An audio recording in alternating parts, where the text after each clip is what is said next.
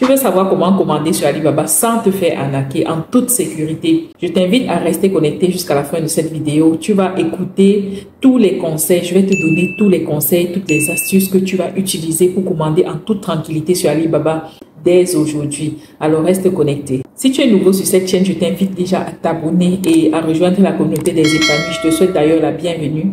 Je suis Christelle Laura, je suis une entrepreneure engagée. J'ai quitté mon boulot il y a de cela quelques années pour me consacrer totalement à mon business. Sur cette chaîne, je partage avec toi des astuces, des conseils que moi-même j'ai testés et qui marchent pour t'aider à être une personne épanouie comme moi. Alors, tu veux acheter sur Alibaba, mais tu ne veux pas te faire arnaquer. Tu es au bon endroit parce que ici, je vais te partager toutes les astuces que tu vas mettre en place pour acheter en toute tranquillité sur Alibaba. La première chose que tu dois faire déjà, c'est d'utiliser les filtres de recherche. Tu dois vérifier déjà si ton vendeur a le label Gold Supplier. Lorsque tu vois un vendeur qui a ce label, ça veut dire qu'il a payé sur Alibaba pour être vérifié par Alibaba. La deuxième chose que tu dois vérifier aussi chez ce vendeur-là, c'est de savoir s'il a le trait d'assurance. En fait, c'est un vendeur qui t'offre une garantie de paiement. Si, au cas où il ne te livre pas, tu pourras demander le remboursement chez Alibaba.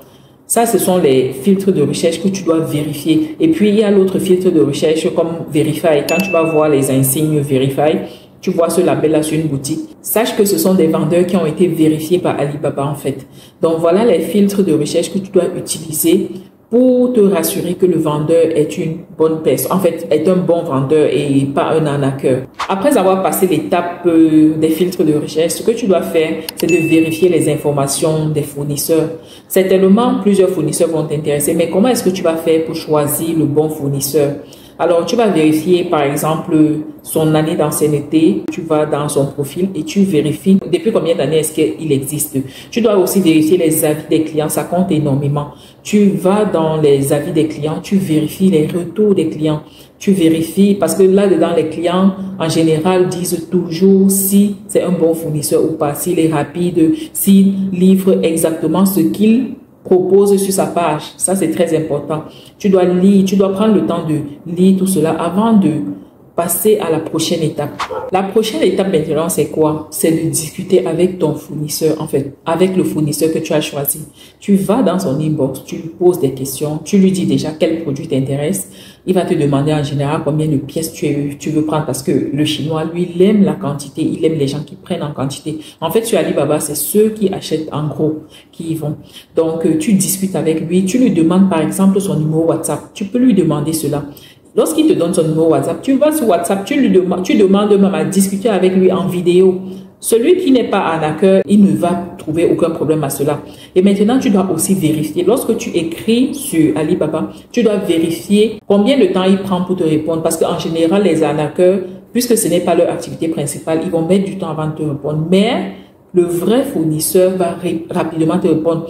Mais ici, je voudrais attirer ton attention sur le fait que si tu es en Afrique, par exemple, tu dois tenir compte du décalage horaire. C'est très important. Donc, ne va pas dire que il t'a pas rapidement répondu alors que tu lui as écrit quand c'était peut-être 1 heure de travail chez toi et chez lui, c'est peut-être il est en train de dormir. Donc, il faut tenir compte de cela. C'est très important. Tu discutes avec lui. Tu lui demandes, par exemple, l'échantillon de ce que tu veux prendre. Lorsque tu as choisi ton produit, tu lui demandes l'échantillon. Il y a des fournisseurs qui vont te les donner gratuitement. Il y a des fournisseurs qui vont te demander de payer au moins le transport pour envoyer chez ton agent. Et il y a des fournisseurs qui vont juste te demander de payer l'échantillon normalement ou un peu à un prix même un peu plus élevé puisque tu prends l'échantillon, c'est vraiment une très faible quantité. Donc, c'est en général un produit. Il va te demander par exemple de payer. Tu le fais si le produit t'intéresse réellement, tu vas le faire. Et voilà, il va t'envoyer l'échantillon. Tu vas vérifier, quand tu vas recevoir ton échantillon, tu vas vérifier si c'est exactement ce qui t'arrange, c'est ce que tu recherches vraiment. Et si ça t'arrange, tu reviens vers lui et tu passes ta commande tout simplement. Mais maintenant, pour passer ta commande, je te conseille vraiment d'utiliser le trait d'assurance. Le trait d'assurance va te permettre de payer en toute sécurité, vraiment en ayant l'esprit tranquille. Parce que au cas où ton fournisseur ça c'est même les cas très rares, si ton fournisseur ne t'envoie pas ton produit, ne t'envoie pas ta marchandise, tu demandes tout simplement un remboursement. Et puis le trait d'assurance l'oblige à livrer dans les délais. Il y a un certain délai que le fournisseur doit respecter lorsque toi, tu as utilisé le trait d'assurance pour payer.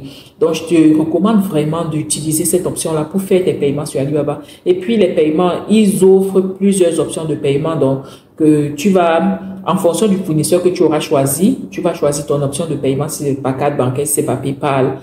Bref, pas virement bancaire, tu vas choisir ton option de paiement.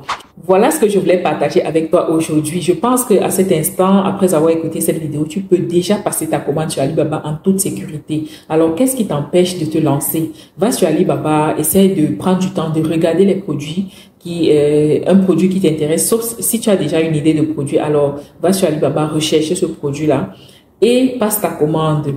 Like cette vidéo, partage-la aussi et laisse-moi en commentaire si tu as des zones d'ombre. Pose-moi toutes tes questions, je serai vraiment ravie de te répondre. Alors, on se dit à très bientôt. Reste connecté. Ciao, ciao.